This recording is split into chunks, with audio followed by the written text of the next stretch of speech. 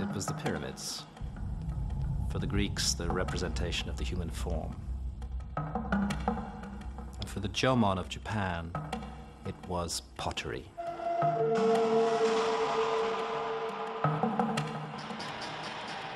Here's the mystery. The Jomon were a supposedly primitive hunter-gatherer culture. And yet they were the first people in the world to make pottery. Thousands of years earlier than any other culture known to archaeologists.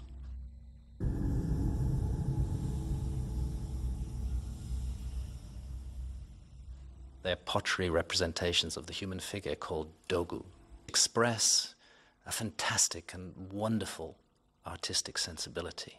These strange and wonderful representations of the human form, sometimes half beast, half man. If we were to judge the Jomon purely in terms of their economic lifestyle, we would tend to say this is a rather primitive hunter-gatherer people. But when we look at their art, we hear a different story.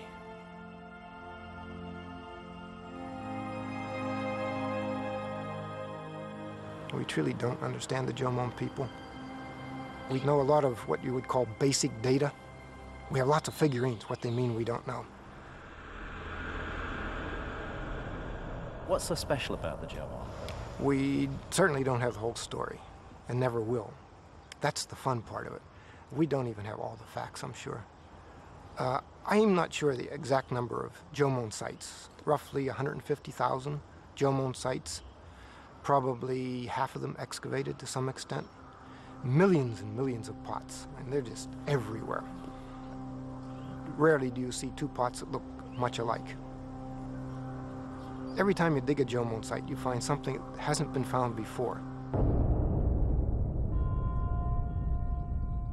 I've come to Sanai Murayama in northern Japan. What they found here takes us way beyond pottery. It's considered so important to Japanese prehistory that a complete reconstruction has now been built.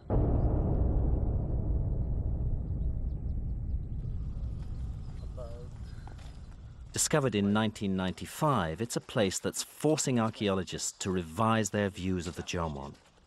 What effect did it have on archaeological thinking about the level of Jomon culture? Before Sanai Murayama was discovered, people had thought of the Jomon as primitive hunters, living a very basic life. But after the discovery, opinion changed. Archaeologists realized that the Jomon people were much more complex.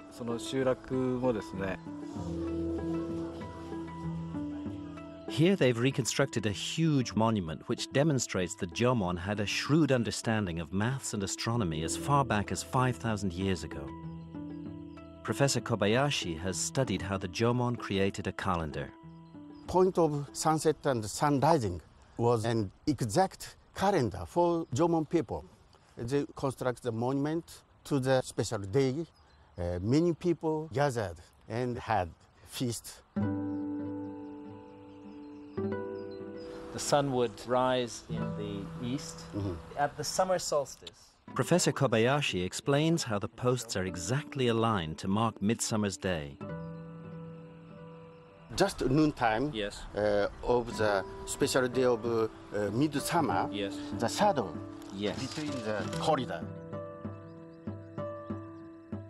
The shadows from the posts exactly divide the base of the structure at midday on Midsummer's Day. It's highly unlikely to be a coincidence. And it tells us that the Jomon must have had a very long background building large, precisely oriented structures before they built this one.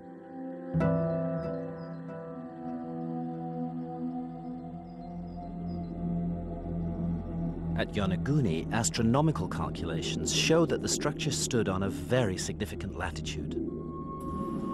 It would have been exactly on the ancient Tropic of Cancer, a circle around the northern half of the Earth, connecting all the points where the sun stands directly overhead at midday on the summer solstice. the ancient Jomon interest in the sun could provide a rational motive for such a massive work.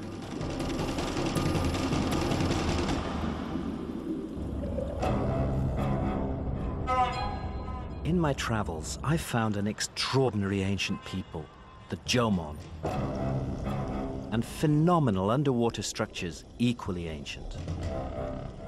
What I'm looking for is a more tangible link to bind them together. And I think I've found it. Professor Keeley told me about a little-known phenomenon: stone circles.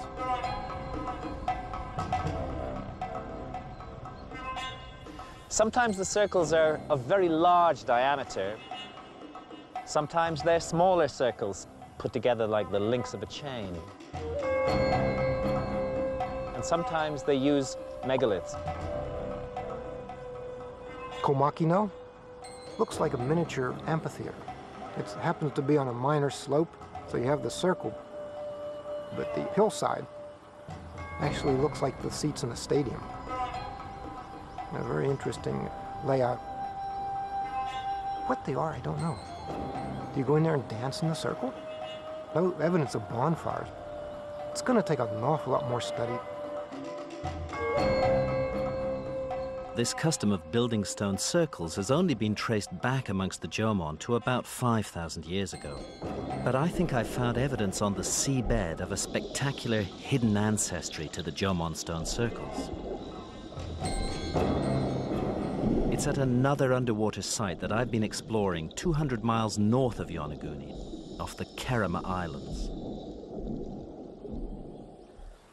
It's a strange feeling for me. If I was underwater now, I could easily be amongst the stone circles of Kerama.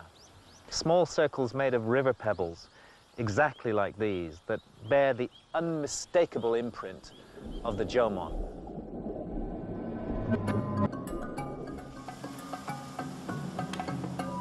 But what I realized as I came to Ashoro is that all the stone circles are built close to the coast. With a diameter of 33 meters, that's about 100 feet, Ashoro is the largest Jomon stone circle so far discovered above water. This circle is thought to be about 4,000 years old. But 10,000 years ago, when we know the Jomon were active, any circles built near the coast would now be underwater. That's exactly the situation with the stone circles that I found at Kerama. Sites with the good artifacts might well be coastal. As the oceans have risen, the sites that we really need to find are underwater. That's a very likely possibility.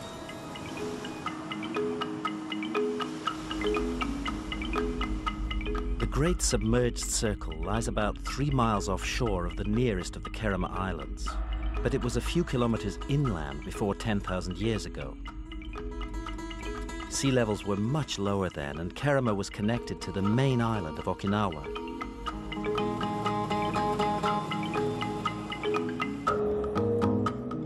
If Kerama is a Jomon site 10,000 years old, then that would require us to consider the Jomon as a civilized people when there's supposed to have been no civilization. But still there's one big problem. Geologists like Wolf Wichman, who don't believe the underwater structures can be man-made at all. This is extremely strange. It is. The stone is hanging over this canyon. Over the edge. Kept very crazy. Now it's time to put Kerama on trial, and I brought my arch-skeptic Wolf to deliver his verdict.